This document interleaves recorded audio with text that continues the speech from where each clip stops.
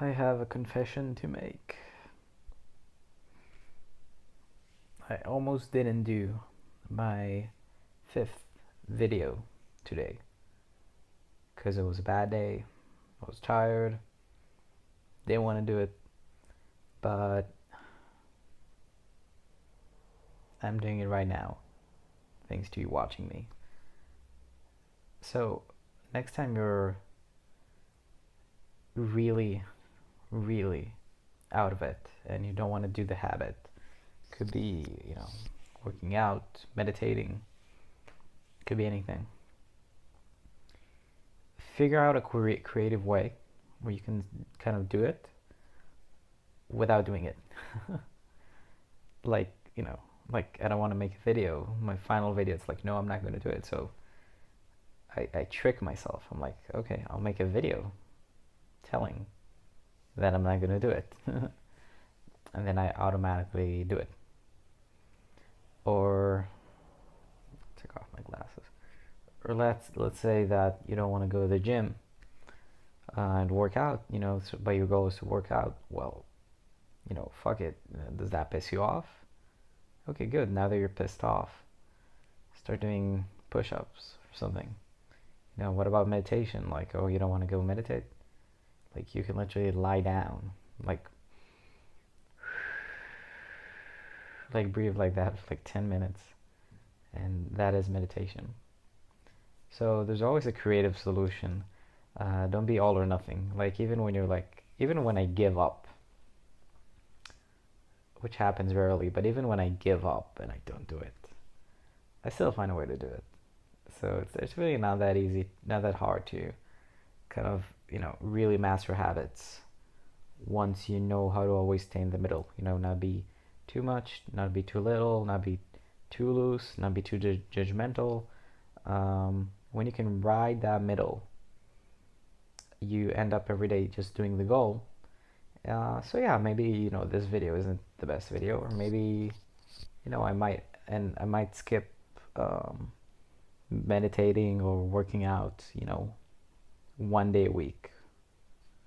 Not the same day, like one day this, one day that, but does it really matter in the long run if you did 6 meditations every week or 7?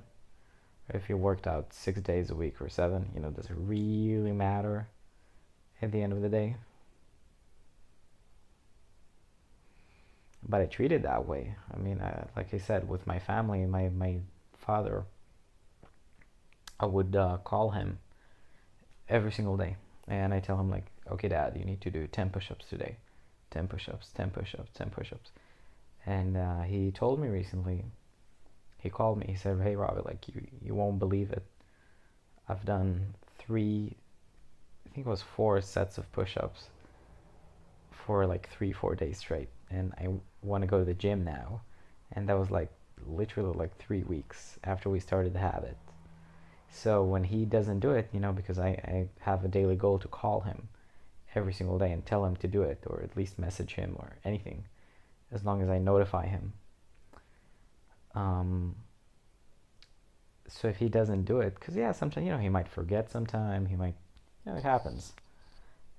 So he'll be like, oh Robby, like, oh, he'll call me like at night, I'm so sorry, I didn't do it today, I forgot.